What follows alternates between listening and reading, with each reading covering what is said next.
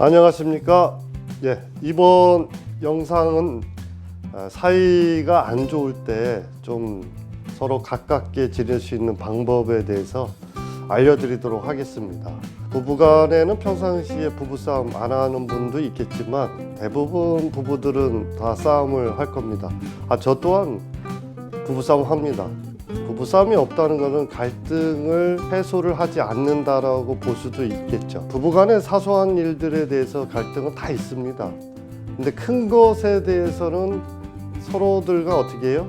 큰 것은 같이 함께 해결하고자 하죠. 그러면 싸움은 언제 어떻게 일어나면 조그만 것부터 일어납니다. 큰 것보다는 사소한 것에 싸운다는 거죠. 치약 짜는 것 때문에 불만, 옷 정리 안 하는 거, 청소 안 해주는 거, 좀 일상생활의 가사에 관계된 것, 조그만 사소한 것에 목숨을 건다고 하는데요. 그런 데서부터 아마 여러분들 부부 사이들, 저도 마찬가지지만 싸움은 일어납니다. 근데 이제 극단적으로 막 이혼까지 생각할 정도라고 하면은 이건 좀 문제가 있죠.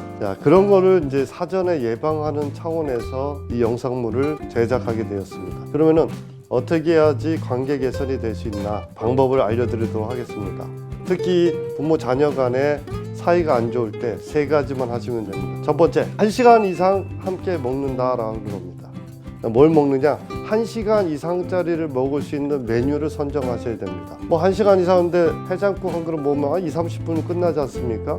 그럼 먹다 보면 끝나기 때문에 얘기할 시간이 없습니다. 1시간짜리 메뉴 선정인데요. 저렴하고 가성비 좋은 거 여러분들 다 좋아하는 메뉴가 있죠. 바로 삼겹살입니다. 삼겹살 함께 먹으면서 이야기를 나눈다면은 1시간 이상 갈 겁니다. 근데 먹을 때 하지 말아야 될 말이 있습니다. 그게 무슨 말이냐? 언제 또 아들하고 딸하고 이런 시간 갖겠냐 하면서 잔소리를 하시거나, 그리고 그동안 못 봤던 이야기들 중에 너가 고쳐야 될 이야기들, 이런 거 하시면은 결국은 도움이 되지 않습니다. 그러면은 먹을 때 딱 두 마디만 하십시오. 첫 번째, 기가 막히게 맛있다. 이 말씀을 하시면은 다른 말이 필요 없습니다. 그리고서 두 번째 하는 말이 있습니다. 뭐라고 한다? 함께 먹어서 행복하다. 이렇게 두 마디만 하시면 됩니다. 그리고 5분 지나면 또 어때요? 진짜 먹어보니까 기가 막히게 맛있다. 이게 부사와 형용사를 좀 넣어서요, 같은 의미로서 이야기를 하는 겁니다. 너 또한 시간을 내줘서 고맙고 함께 먹어서 정말 행복하다. 이 두 번만 꼭 반복해서 하시면은 좋아질 수밖에 없습니다. 두 번째 방법은 뭐냐? 1시간 이상짜리를 함께 보는 겁니다. 1시간 이상짜리를 함께 보는데요, 1시간 이상짜리 보는 것이 집에서 TV 보는 거 말고요, 밖에 나서 영화나 연극이나 미술관이나 아니면 음악, 뮤지컬이 됐던 이런 식으로 지금 코로나 때문에 이제 그런 것들을 지낼 수는 없지만 함께 1시간 이상 보낼 수 있는 산책하기, 등산하기 등 좋은 거 되게 많을 겁니다. 함께 볼 수 있는 거 1시간짜리를 마련하시면 괜찮을 겁니다. 세 번째, 바로 취미생활인데요. 1시간 이상 할 수 있는 취미생활을 하는 겁니다. 함께 하다 보면은 특히 바둑 같은 경우는 1시간 이상 갈 겁니다. 바둑을 아들하고 두시거나 하면은 그 게임이 끝날 때까지 어떻게 해요? 함께 있어야 되잖아요. 따라서 함께 있는 시간을 갖는 것이 굉장히 중요합니다. 그래서 함께 본다, 함께 먹는다, 함께 취미생활한다. 이 세 가지만 지키시면 되게 좋아집니다. 이거를 관계에서 거리 좁히기 방법 세 가지다라고 할 수가 있습니다. 부부 사이도 마찬가지, 부모 자녀 사이 마찬가지입니다. 친구 사이도 마찬가지죠. 그걸 세 가지를 가지고 하시면 좀 도움이 되시고요. 부부간에 사소한 이렇게 싸움을 하시게 된다면은 이런 방법을 쓰시기 바랍니다. 정말 나는 내 배우자를 사랑하고 있는가 한번 반문해 보시기 바랍니다.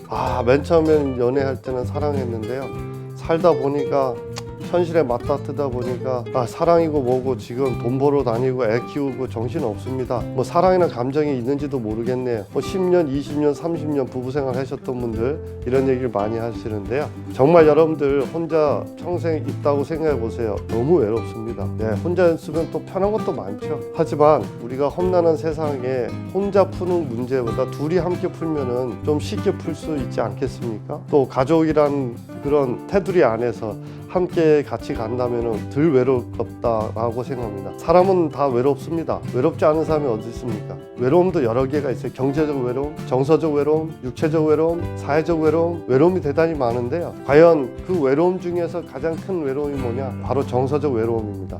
돈이 없으면은 내가 직접 나가서 노동을 통해서 돈을 벌면 되잖아요. 그 돈을 벌면 돼. 주변에 사람이 없어요. 여러분들 고깃집에 가셔가지고 보통 사람들 2인분 혼자 먹으라면은 먹을 수 있죠, 당연히. 그런데요, 누구를 옆 테이블 봤더니 둘이서 셋이서 같이 먹고 얘기하고 하는데 고기가 얼마나 먹고 싶으면 혼자서 2인분 3인분을 먹겠냐고요. 보이지 않는 눈초리가 좀 있죠. 그냥 눈치를 볼 수밖에 없어요. 그리고 맛이 나겠냐 이 말이에요. 이제 오죽 진짜 고기가 먹고 싶으면 어떻게 해요? 그냥 정육점에서 고기 사다가 집에서 구워 드시면 되잖아. 이만큼 사람이 보약인 겁니다. 저 사람이 나한테 비난을 하든 아니면 불평불만을 하든 그래도 내 주변에 나한테 위로와 응원해 줄 수 있는 사람이 있다면 그 사람은 행복한 사람이라고 할 수가 있습니다. 과연 나는 돈을 선택할 것이냐 사람을 선택할 것이냐, 그럼 둘 다 가지고 싶어 한다는 거죠. 돈도 있고 사람도 있으면 금상첨화입니다. 돈이 있는데 사람이 없다거나 사람은 있는데 돈이 없다, 그러면 하나만 보충하면 되죠.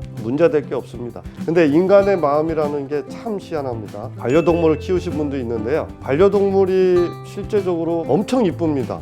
저도 강아지를 키우지만 뭐 하는 것도 없어요. 잠자고 일어나서 시킨 일 딱딱할 때 되게 이쁩니다. 손 줘 그러면 손 딱 내밀고, 앉아면 앉고, 엎드려면 엎드리고, 이런 거 할 때마다 되게 좋아합니다. 별거 하는 것도 없어요. 그러면서 간식도 사주고 안아주고 쓰다듬어주고 이뻐해 줍니다. 그리고 개하고 대화도 해요. 개는 무슨 말인지도 못 알아들을지 모르지만 하루 있었던 얘기 막 떠드시면서 그냥 혼자 하는데도 기뻐합니다. 그러면은 내 옆에 있는 배우자분, 그 다음에 내 자녀들한테 과연 나는 그렇게 하고 있는가, 안아주고 쓰다듬어주고 반응을 이렇게 해주는가, 우리가 한번 깊게 생각해 볼 필요가 있습니다. 결국은 내가 키우는 강아지만도 못하나? 내 배우자가, 내 자녀가 그건 아니잖아요. 그럼에도 불구하고 강아지들한테, 개들한테는 왜 그렇게 사랑이 무한대 주시고 안 보면 보고 싶고 이런데, 그 강아지들 나한테 주는 것도 없는데 왜 자녀들한테, 배우자한테 그게 안 될까요? 바로 기대치가 높기 때문이었습니다.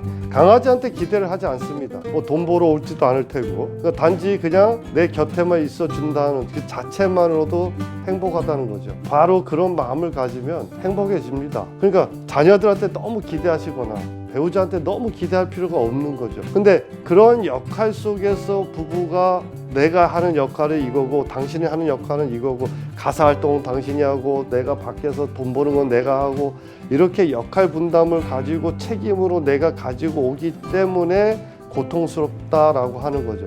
거기서 불평불만이 나온다는 겁니다. 그만큼 기대를 더 한다는 거죠. 가사 활동도 더 정리정돈 잘하고 청소 더 잘해야 되고, 밖에 나가서 남편분이 더 많은 돈을 벌어와야 되고, 이러한 기대치가 점점점 커지기 때문에 비교평가하게 되고 불평하게 되고 부정적인 생각을 갖게 된다는 거죠. 그러면서 사랑이라는 에너지가 뚝뚝뚝 떨어지게 됩니다. 사랑이라는 에너지는 우리는 6가지를 얘기합니다.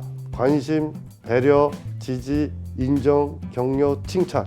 이 6가지가요, 내가 상대방한테 정말 사랑을 하느냐 안 하느냐, 내가 6가지를 주지 않는다면은 나 또한 그 사랑을 받지 못합니다.